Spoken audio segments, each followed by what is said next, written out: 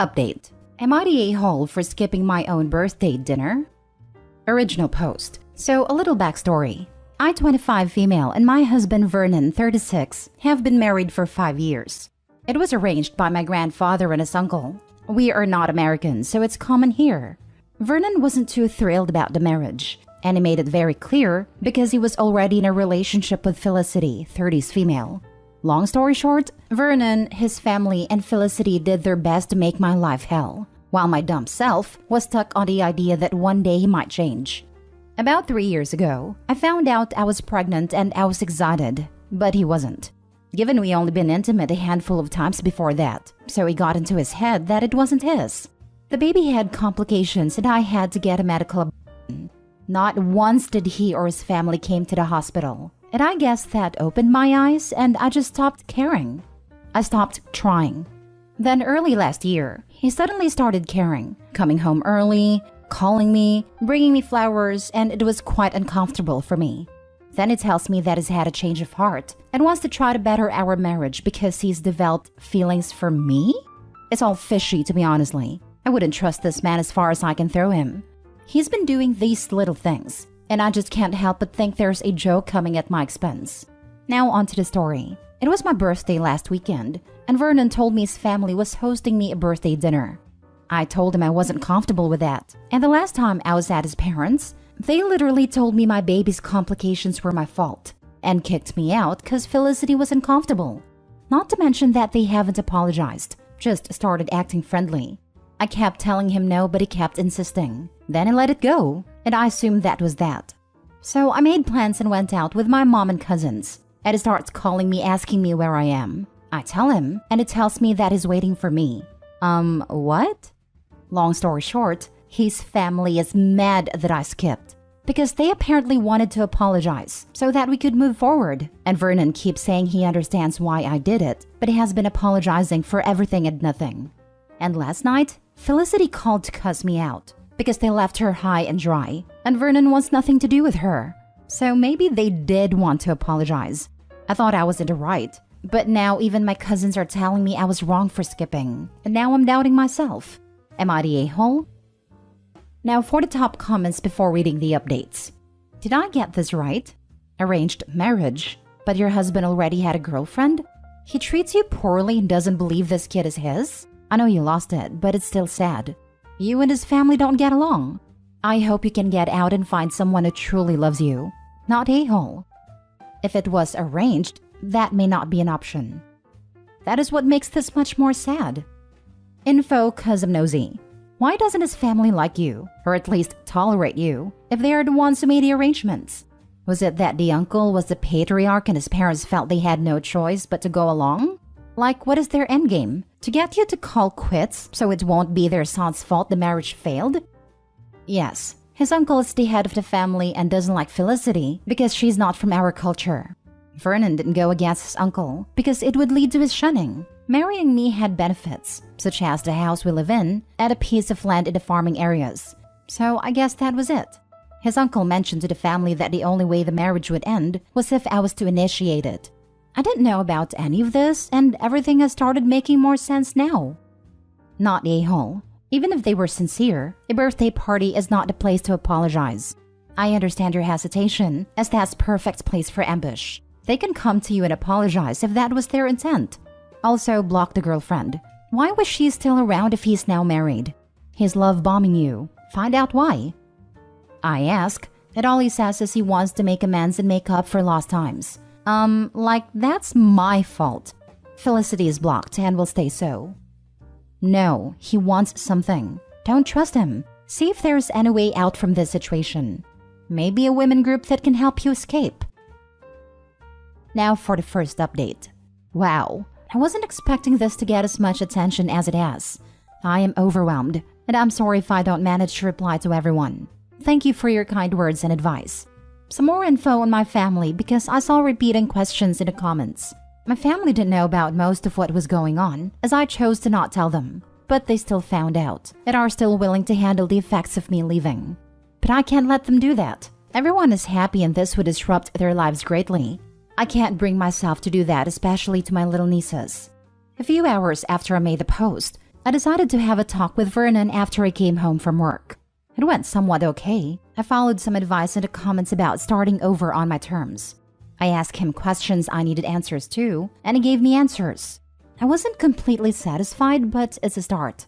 I told him I would give our marriage a chance, but he had to know that he was completely done with Felicity and would be completely on board with this.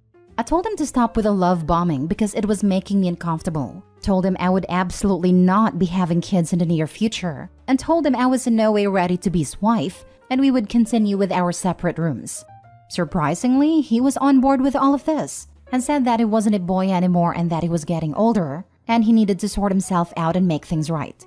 I asked him if he only had a change of heart because he wanted me to take care of him in his old age, and he said no. He said he realized that Felicity isn't what he's always wanted and started seeing her manipulative, toxic ways. His words. He said he was willing to put the house in only my name entirely, as it's currently 40% mine, as a way of showing that he is all in and would mess up if I give us a second chance. He said he was willing to give me as much space as I need. He said he'll have a word with his family about me needing time and space and taking baby steps. Honestly, I don't know where this will go at this point. I don't know the direction in which we are headed, but I'm willing to try so I can have a free conscience. I've started making a backup plan to leave, but that's in the worst case scenario. I'll update if anything significant happens. Now for the second update 3 weeks later. Hey everyone! So a few things happened that I thought you all needed to know. First off, I'd like to thank everyone for your care and support. I never thought I'd cry after reading words, but you have no idea how much courage your kind words have given me. I told Vernon to go through with the transferring of the house in my name, and he did. I guess he knew he would be getting more money, but now I own the house. Still, nobody was telling me anything about the 180 change. So I decided to go to Felicity, which is stupid, I know, but she was the only one who was willing to give me any information, since she's spiteful, and I think I got what I needed. It's not much, but it's enough to cement my decision. Turns out, Felicity had her womb removed when she was younger, so she can't give Vernon children, and the whole family found out and turned against her.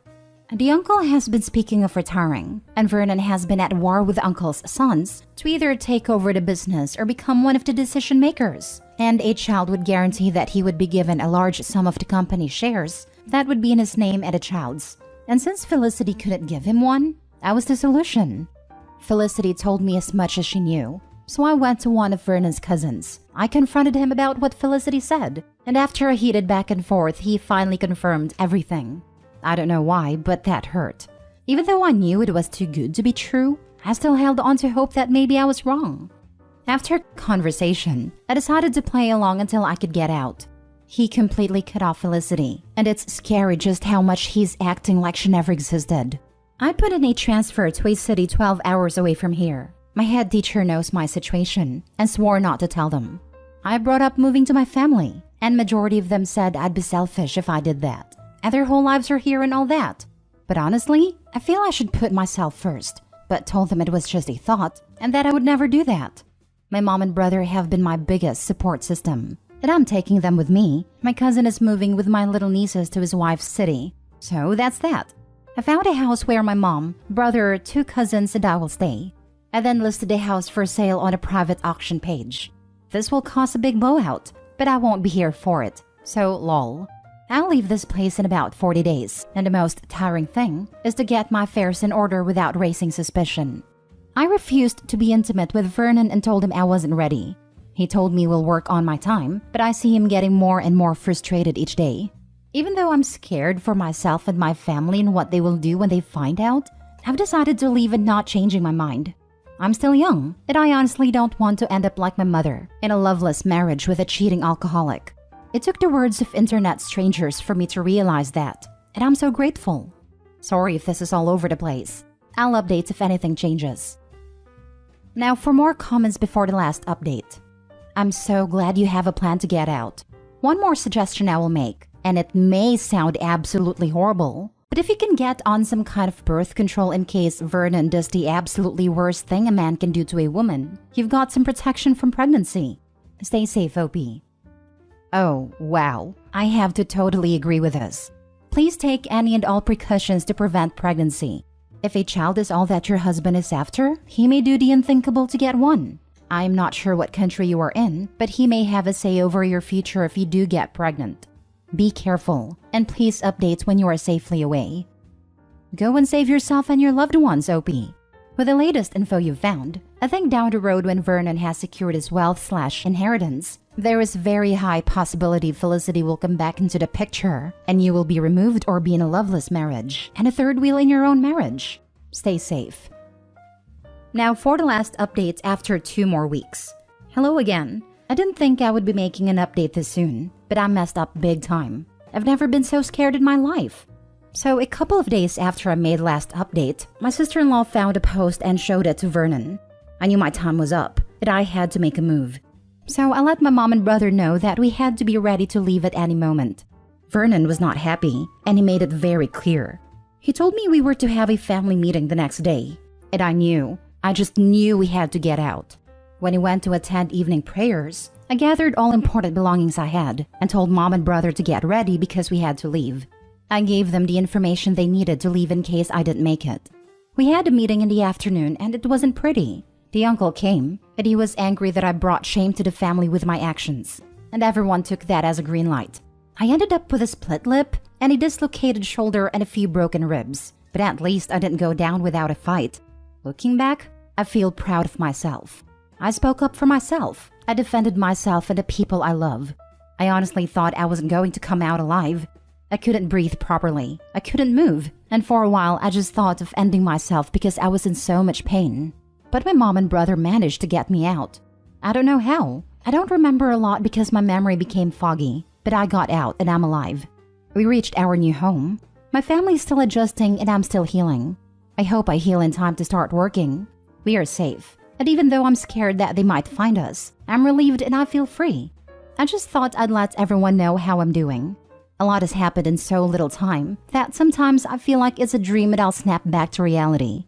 I won't say much, and I don't think I'll make more posts after this one.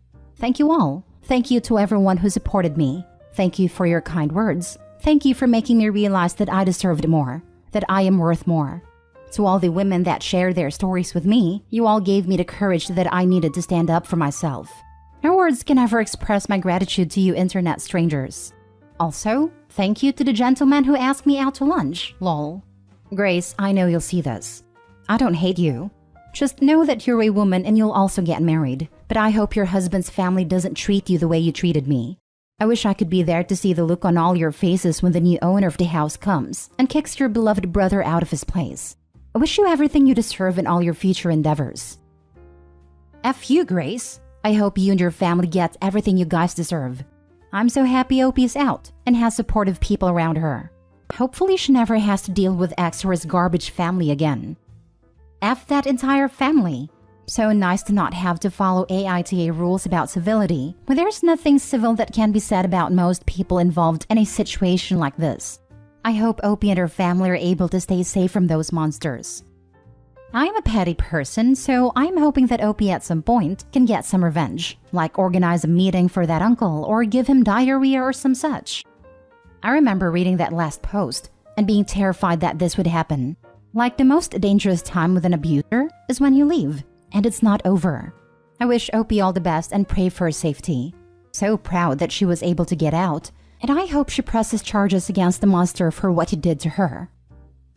Now for the last story. Am I the a-hole for telling my younger brother that I'm not his dad? I'm 19 and my younger brother, we'll call Ed, is 6. My father, 49, has been in and out of our lives for the past 6 years. He was working abroad and providing for us during that time. But us kids have slowly started to forget his presence around the house. Then in 2021, he had a huge fight with my mother, 48, and decided to leave us under the guise of visiting his relative's funeral, and we haven't seen him since. It's been very tough for my mother, who's tried her utmost best to make the best of such an awful situation for us kids without much help. So me and my sibling, who are mostly a bunch of teens, have tried our best to make things generally easier for her, including assisting in raising Ed. Ed always used to call me by my name, but recently, like a few months ago, he's picked up the habit of calling me Dad. It felt very awkward at first, but after some thought, I figured it was an honest mistake. I didn't pay much attention to it. But it didn't stop there. Ed started calling me Dad more, whether it was in private or whether it was in front of the family, and I was extremely confused. So earlier this afternoon, I picked him up from his school. When we reached home, I went to my mother and jokingly said, "This random child has been following me the entire time. I think he's lost." We have a way of joking that I think is pretty wholesome. I'm sure he enjoys it too. And then playfully tugged me on the arm and said, "How dare you say that? I'm your son." Now here's where I might be the a-hole. I didn't want him to grow up believing that I was something I'm not. So I gently responded, "Ed, I'm not your dad. I'm your older brother, okay? We share the same mother." Ed replied, "You're my dad now, because my real dad is never coming back." Hearing that tore my heart, and I didn't know how to respond. So I hugged him, but he didn't seem too happy and left. My mother pulled me aside later and told me that I shouldn't have said what I said, and that I have hurt his feelings. I tried to explain that as much as I understand his feelings, I wanted him to know who we truly are to each other. I didn't want to devastate him later in life. I also mentioned how awkward it made me feel. She said that maybe Ed is calling me dad not because I'm his actual father, but maybe because I'm one of the safest masculine examples he's got. Upon reflection, I'm starting to feel very guilty about what I did. I think my mother is right. Perhaps I was a little too harsh. I need some people to talk sense into me. Am I the a-hole? Now for the comments. Not the a-hole. While he may see you as a father figure, it's okay that you don't want the title. Social-wise, calling a 19-year-old dad and a 48-year-old mom could also be very awkward. Your mother should look into family counseling, or even individual for your brother. That's a heavy load for you all. Never mind when the 19-year-old also calls her mom. Mom likely won't always be there. For example, if it's OP taking his brother to the park alone. Yeah, but sometimes she will, and in those situations, things can get very awkward. Also, a 6-year-old and a 19-year-old can still be a hard situation to deal with if there are unpleasant people around that would judge OP because they assume he is 18 dad. To be fair, the only thing that's saving me from that are my looks. I look like in my late 20s, so it's nothing crazy when people see me take my little brother out for ice cream, for example. My 15-year-old brother even told me that his classmates assumed I was his dad upon first sight.